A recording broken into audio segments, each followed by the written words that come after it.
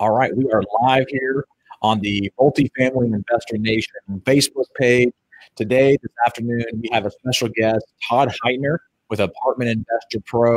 Todd, I want you to kind of get us started because I know you and I, we're talking a lot about websites a couple of weeks ago.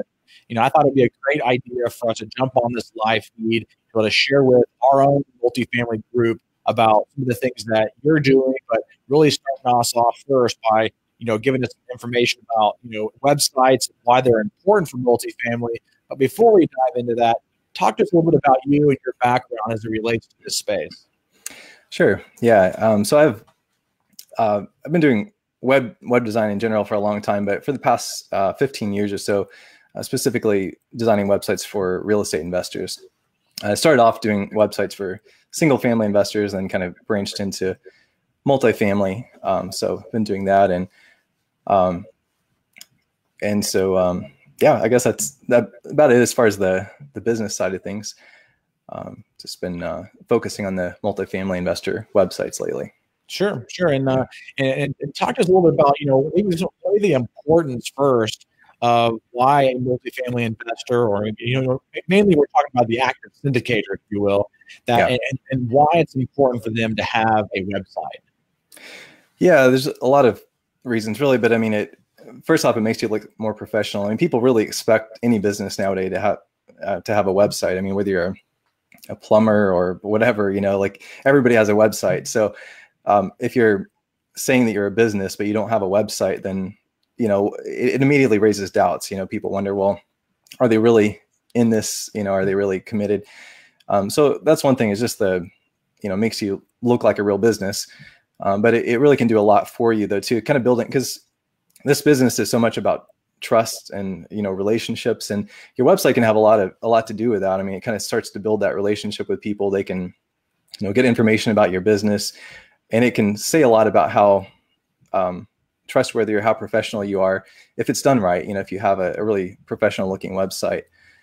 I think a website can either make or break your reputation, or at least what you are presenting yourself to be. Because I've seen some websites that they have a website, but you look at the website and it's really not that good of a website, and it kind of makes it look like a fly-by-night operation. Right. And it doesn't really look very professional. So I think you're right. It definitely has to be, developed and designed with some thought, some behind-the-scenes thoughts in mind, to be able to make sure that when you design this site and you present it in a way that it makes your investors feel comfortable to be able to invest with you. Yeah, that's right. I agree completely, because it can make you look like you're, like you just threw it up there and you're not very established. And that's kind of the opposite of the image you're trying to portray. So I think another advantage too that maybe is overlooked sometimes is that it can give you more confidence as the investor as you're going out, because it kind of represents you, and it kind of reminds you too that you are a business, a real business. And it can kind of, going into a meeting or whatever, knowing that you have a professional website behind you to show people, it kind of give you a little bit more confidence to kind of get rid of some of that fear that you might have going into meetings and things like that. So, well, and one of the things that that's important about a website is that with certain registrations with the SEC, you can or cannot advertise a particular deal, right? Well, with a website, you're not really advertising a deal. You're advertising your business or your syndication business. You can advertise that. You just can't advertise a deal if you're doing what's called a 506B as in Bravo offering. And so it's important for you to have a place that you can at least promote that you're doing this business, even if you can't promote the deal. Right. Yeah, that's right. So, I know we're going to go through this 7-point checklist for setting up a multifamily website. And, we had discussed this kind of offline a little bit, but I want you to get us started and kind of go through a couple of these items. I have the list here in front of me. We can take the first one here, let you start with that one. And, we can kind of go back and forth and maybe provide some information between there as well. And we'll go on to the next one. Okay, sure. Sounds good. So the first thing really to decide on and to get is a domain name for your website. And there's just, a few things to consider with that. For one thing, I definitely recommend getting a .com domain name, because, you might go with maybe what you want is not available. So you're like, well, I'll get the .net or the .biz or whatever, but it just doesn't look as professional. We're kind of programmed to think, websites are .com. And so, that's one thing that I definitely recommend is go with the .com. And so if you are deciding on your business name and the .com of your business is not available, you might want to consider a different name before you get really, get everything set in stone, because that can, if let's say the .com's not available and somebody else has that, well, even if your website, if it's close to that, and let's say you add something onto the domain name, and people might leave that off and end up on somebody else's website, and it can really hurt you, and maybe send them to another investor rather than to your own business. So is there any merit or truth to the fact that when you have a .com versus a .org or a .net or .info or .io or whatever the other the URLs are, those domains, is there any truth to the fact that the .coms can rank higher than some of these other exchanges? I'm not 100% sure if if it's always the case, but I mean, if usually people are searching for a business, and .com really means short for commercial, so that's what people are usually looking for, a business with that name. And so it's definitely and people, if there's several similar domain names that come up in the search, people are probably going to click on the .com, even if it's not the first one, because they're looking for a company, they're looking for a business. And so, so it's better all around to go with the .com. Sure. And so obviously, the first thing is choosing that right domain. The second one, let's go over the second one here. The second point on this checklist. Yeah. So then every website has to be hosted somewhere. So web hosting companies are not all equal. I've used a lot of different companies over the years, and you've maybe experienced this too, but some are, you can get some really cheap ones, but usually you kind of get what you pay for a lot of times. I found that with some of the really cheap web hosting services that, they're just cramming a lot of websites onto one server, and your site can go slow at times. Or another thing I've run into is sometimes someone else that's on the same server as you might send out spam emails, and then that ends up getting your emails blocked too, because it's coming out from the same server. And so, that's a bad thing if you're not getting your emails. Let's say somebody fills out a form on your website and you don't get it because it's blocked because of something somebody else did. That can definitely really hurt you too. So I don't recommend going just the cheapest route possible, but try to check into a company, try to find one that's going to be reliable. One that I personally use for WordPress based sites is called WP Engine. They've been a pretty good resource. Have you found that too, that different companies, you get different quality with the?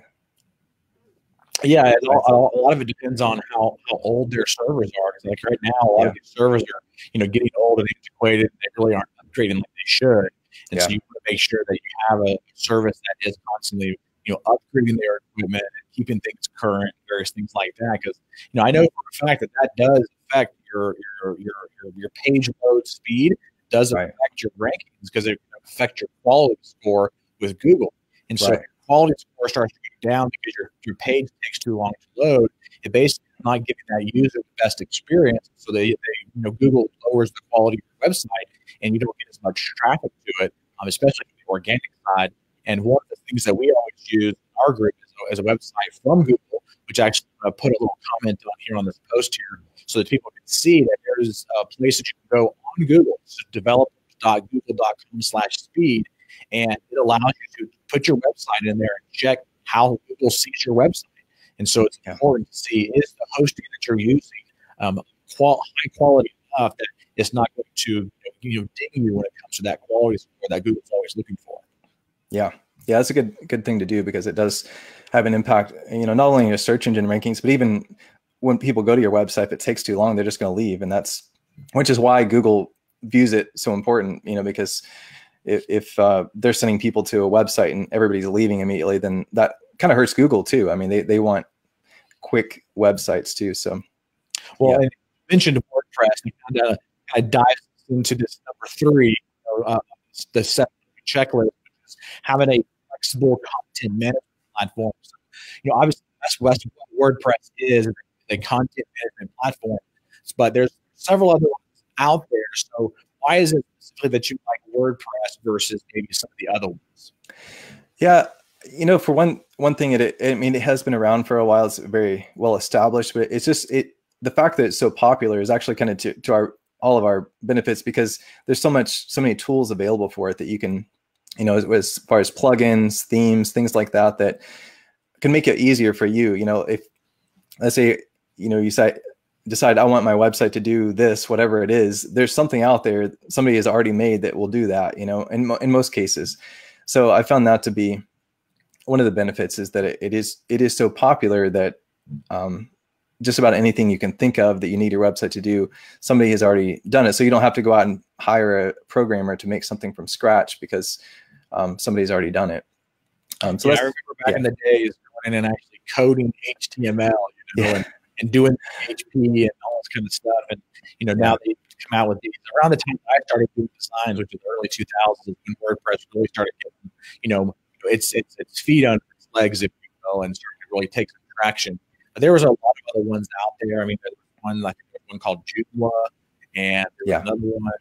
I can't remember the name of it. There's several different ones out there, but this is the one that's really kind of taken, full force, and they have a lot of support behind it. They're constantly updating it, which can be annoying sometimes. It can, yeah. There are a lot of updates, but that's right, good, because it means that they're staying current with the technology that Google's looking for when it comes to that quality.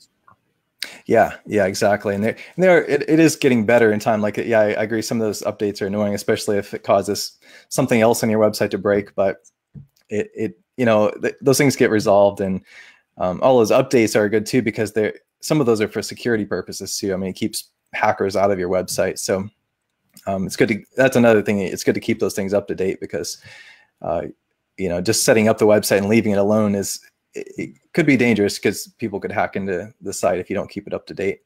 Mm-hmm. But yeah, I really like WordPress. There's just so many things available for it that will make it easier. You don't have to know coding and all that. You don't have to go into all that. You can just kind of mostly click and point and click, type, pretty easy to use overall. Yeah. What's number 4? What's the number 4 on the 7-point checklist? So that's the actual design of your website itself. So,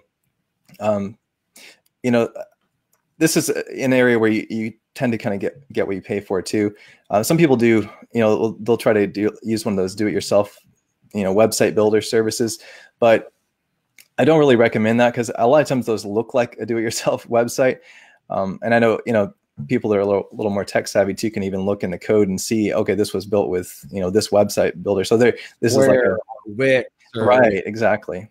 Yeah. So, and if they see that, we're like, that can really hurt your credibility, because, they realize you didn't really pay for this website. You just did it yourself.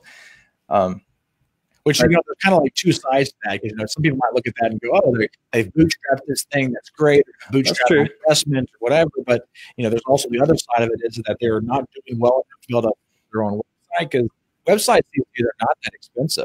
They're fairly inexpensive, and they're fairly easy to get set up. And so everybody should be getting one of those websites. Yeah. So it is, I recommend wherever possible, get it, get a designer, have it actually designed, and you can find, people fairly affordable on sites like Fiverr and others that, people that do that. You do want to check out their work, make sure they do good work. And it's good if the better picture you have in your own mind of how you want your website to look, the better they'll be able to do that too. Because if, it kind of cuts down on the time of going back and forth, if you give them a little bit clearer direction. Yeah. But, one of the things that I've used also is Upwork, Upwork.com. So a lot of people on there, especially that know how to use WordPress and are good with design, but there's also people on there that are not that good. And exactly. You can make sure you check their reviews, check their work history, check out some of their designs, and make sure they are the ones that actually did it, and not just person's design that they put out there. Yeah. But you definitely want to make sure that you check the references and make sure they provide that high quality design. But even some of the simple stuff that we do with our website. Well, we have a couple of designers on Upwork that, hey, we got this little small thing that happened here, that needs to be fixed here. Excuse me. Mute push really quick. Sorry about that, guys. Yeah. But you definitely want to make sure you have somebody that's available, support you, and that you trust, that has the experience to do this kind of stuff. So that's the high quality design, which is one thing. What about the next, which is number 5, which is that professional content? Because you can have great graphics all day long, but if the content doesn't match, then it's kind of a little bit of a disconnect there. Yeah, exactly. I mean, the wording can make such a difference. Like just one little word sometimes can turn somebody off and, kind of shut them down or make them get the wrong impression. And so it pays to put some thought into that, the wording. Some people write their content themselves. Others will hire somebody. Both are okay, but, it kind of depends on your writing ability too. Are you good at writing, and if so, is it really a good use of your time is the other factor. Do you really want to do that? So, that's something also that you can hire someone to do. I mean, also sites like Fiverr and Upwork, you can find writers on there. That's an area where I would definitely recommend making sure English is that person's first language, though, because that's going to make such a difference in how it's written. And but it's something that you want to take the time for. If you're writing it yourself, definitely get multiple people to proofread it and give you feedback, because I know for myself, if I'm writing something, I can catch other people's mistakes, but it's something I write, I somehow overlook them. I read what I meant to say, and so it definitely pays to have somebody have maybe multiple people check that. Another good strategy there too is to actually read it out loud. Because sometimes when we read it in our brain, we kind of connect things or take certain things out. But when you actually read it out loud or pretend that you're actually speaking it to someone, it actually can come across a little bit differently, and you can catch some of those mistakes that you wouldn't otherwise fail to find. Right. Yeah, that's a good idea. Yeah. But the content is definitely one of those things that I think that of all of these things, probably is one of the most important, because if you don't have the quality content on there to be able to say the right thing at the right time, at the right moment, and to attract people, then you're not going to be able to gain their attention well enough to be able to want them to be able to invest with you. Yeah. So number 6 here. Let's talk about number 6.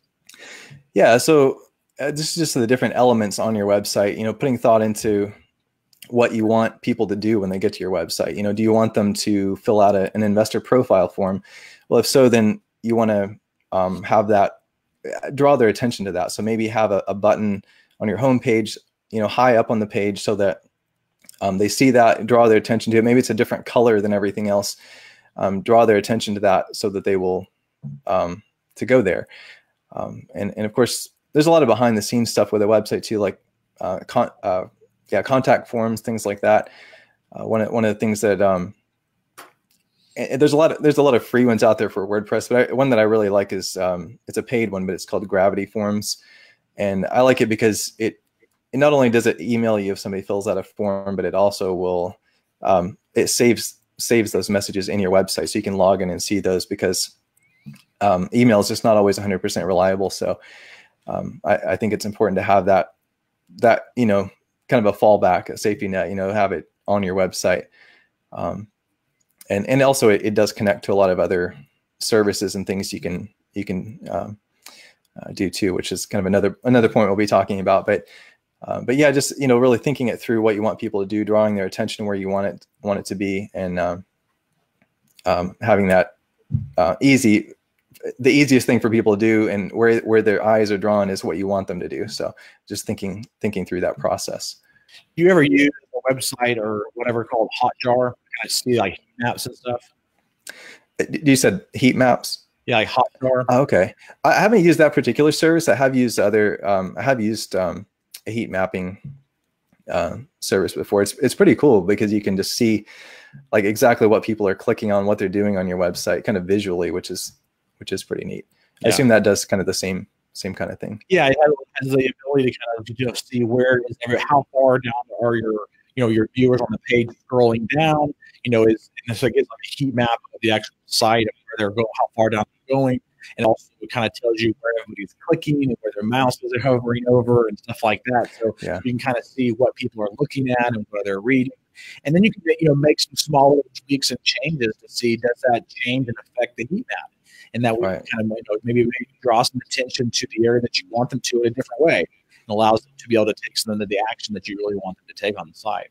Yeah, that's true, because sometimes people use your website differently than you think. You assume they're going to do what you want them to do, but in reality, they might be getting stuck somewhere. They might be clicking something, getting distracted somewhere else, and not taking the right action. So, yeah, that kind of thing can be really, really valuable. It's almost like looking over somebody's shoulder as they're going through your website, and you see exactly what they're doing. So, yeah, that can be really powerful. So we're going through this list, which is a 7-point checklist for setting up your multifamily investor website to make sure that you are presenting yourself the right way. We've gone through the first 6, and number 7 is automation. So let's talk about automation a little bit, because we can set up these websites and have all this stuff look good, but if you're not actually interacting with the people that go onto your websites in some form or fashion, then the website's really kind of pointless.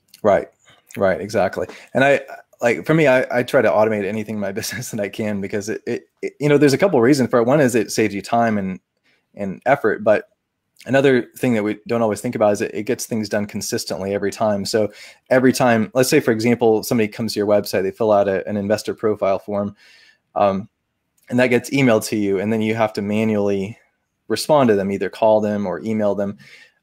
That's good, but if you're not available for whatever reason, let's say you go on vacation for a week and it comes in while you're gone or whatever, we get busy sometimes, or you might overlook the message.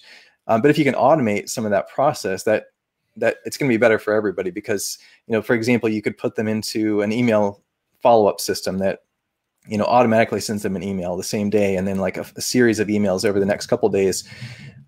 So that can, that's one way you can use that. Or if you're using a CRM, like a customer relationship management system, you can have them automatically put them into a flow. Or even if it's just a matter of putting them into a spreadsheet, you can have that automated, so that whatever system you're using, you can streamline it, make sure it gets done consistently. And that gives everybody that comes to your website and fills out a form or whatever, gives them the same experience basically. And you can streamline ththings. Yeah.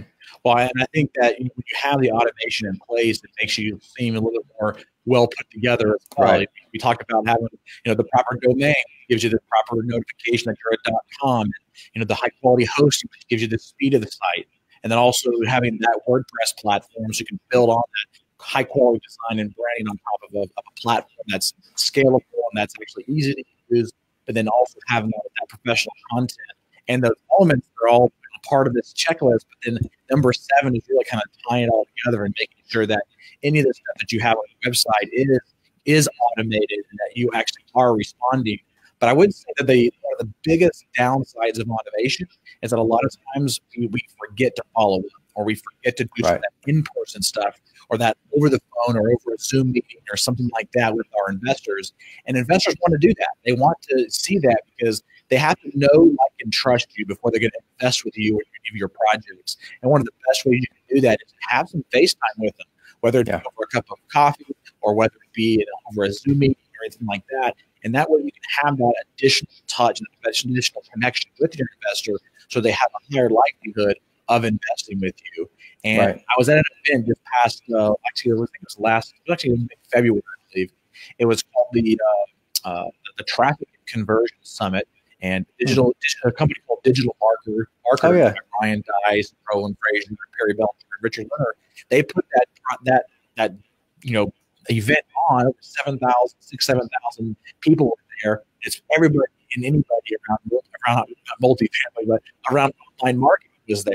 And one of the things that Ryan Dice opened up and talked about was the changing of the dynamics of online marketing, and that the people that actually take the extra steps, picking up the phone call and actually calling people or doing things that are not necessarily trackable, those are the types of people who are going to win the next 2, 3, 4, 5 years, because people just are not doing that. There's way too much automation. So automation is great. You got to make sure that you have that in-person touch, the in-person piece of it. Even though you have automation, don't ever forget that. Right. Yeah, definitely important. Yeah, you need that back and forth. It needs to be a conversation, really, more than just a one-sided throwing information at people. So yeah, it's part of the process, but it shouldn't be the complete process. Yeah. Well, Todd, I know you're obviously, the founder of Apartment Investor Pro. You have some of this stuff already figured out for people. And there's an easy button they can put to kind of push and press if they want to, or they can go through the steps, just like you said, and put all this stuff together and put it in place for them. So what is that, that special thing that you do with Apartment Investor Pro that can allow you to be able to step out yourself in the crowd and let people kind of know what you can do and what kind of value you can provide to them as far as maybe designing your own website for them? Yeah. So, I realize a lot of people do kind of get stuck with that step of, setting up their website. It could be the design, it could be the content. So what we did is put together a service where we've already done the design. We've already written all the content. You can just sign up and actually get a website up and running really the same day. And that way, it kind of gets you past that, because really realistically, it can take weeks or months to set up a website from scratch if you're doing it all on your own. And so some people are, if you're ready to get started, like you don't want to go through all that. And so it's designed to make it as easy as possible to get set up. The content, of course, you can customize as much as you want, but it's designed to be kind of ready to go as is. And then, of course, if you want to tweak it a little bit, add your own touch, that's a good idea. But I don't want that. Trying to find a way to help multifamily investors get past that hurdle, get their website up and running as quickly as possible. Yeah. So how many people do you have right now that, are part of Apartment Investor Pro that are using the website that you've designed? I don't know the exact number offhand. We recently relaunched it, kind of redesigned everything. And so just in the past couple of months or so, we've had probably about, 40 or so new customers coming in since we've redesigned the site. We were doing it in the past over the past couple of years, but it was on a smaller scale. So we're kind of vamping that up. But yeah, so playing devil's advocate here, Todd. Yeah. You got 40 plus other people out there that have a site that you've designed in this multifamily space. How do I make sure that the site that I have, is going to be, distinct and different, not look the same as everybody else's? Yeah, it's a good point. For one thing, that's one thing we were thinking of. We've just recently relaunched. Just added quite a few new designs that are unique. That nobody, hardly anybody has yet. And we're going to keep adding more of those. But we are also for ones that want a custom design, that's something we can offer too. And of course, people are welcome to go in and tweak it themselves. We've had people do that, go in and just swap out some graphics and things like that, or tweak the text a little bit, make it a little more personal to their business, and so that can really help a lot too. You can change it up and make it. That's one thing about it. It is based on WordPress, and we have a theme that is very flexible, and so it is pretty easy to just change things out like that however you want to. But it's designed to give you a good starting place at the very least, and then. And you can even start using it immediately. And then as you have time or resources to customize it more, you can do that too. So you have obviously some normal pricing for, people who are interested in and kind of letting you design their website and get that whole process started for them and press the easy button. So, what is your normal pricing? And I know you also said that you're going to give a special discount for, people who are part of the Multifamily Investor Nation as well. So, what are those two different prices that you have?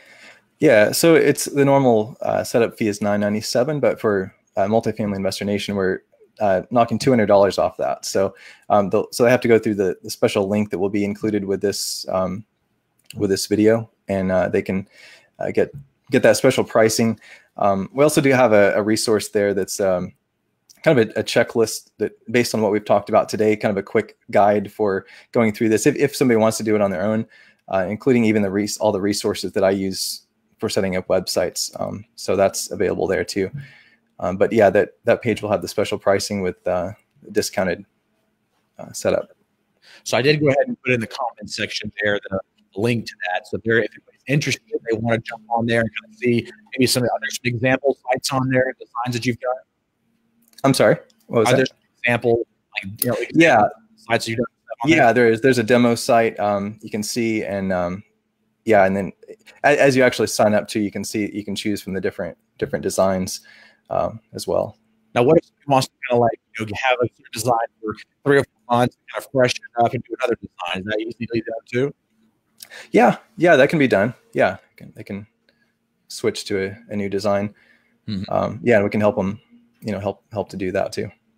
Cool. That's awesome. Well, I know we don't particularly, not particularly, we don't use your service. So I want to make that disclaimer that I'm not using your service, but I do like some of the designs I've seen from your group, and we do all of your stuff in-house with our own designers and stuff like that. But I will tell you, it's been more than what do you say, like $7.99 or $7.97 with the $200 off. We spend more than that on our designs for developments, and it's not an easy button. I can't get it done the same day. So right. The process of, like you said, 3, 4, 5, 6 weeks to really get all the content together, get the graphics together, and have everything going. But if you want to press a button, Todd's your guy to be able to press that button and have the site going up live in just a couple of hours, if not sooner than that.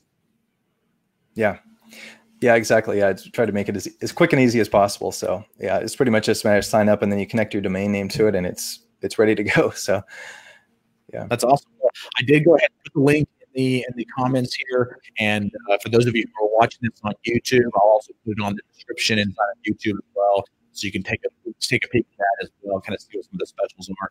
The pricing is subject to change. I'm sure, Todd. So if there's someone watching this, it's like 6 months from now, it's a little bit, but we'll definitely keep that active in there as long as we can to be able to help you and for you to be able to get in front of as many multifamily investors as well, because I think this is a very important piece. It's a very important communication tool, and it can either be done the right way or it can be done the cheap way. Yeah, true. All right, Todd. Well, thank you so much. Do you have any other final parting word before we go? No, I don't think so. Thanks for having me on. I appreciate it. Yeah, I enjoyed it. All right, awesome. Well, thank you guys so much for joining us today. Look forward to having you on a future episode of our Multifamily Investor Nation Facebook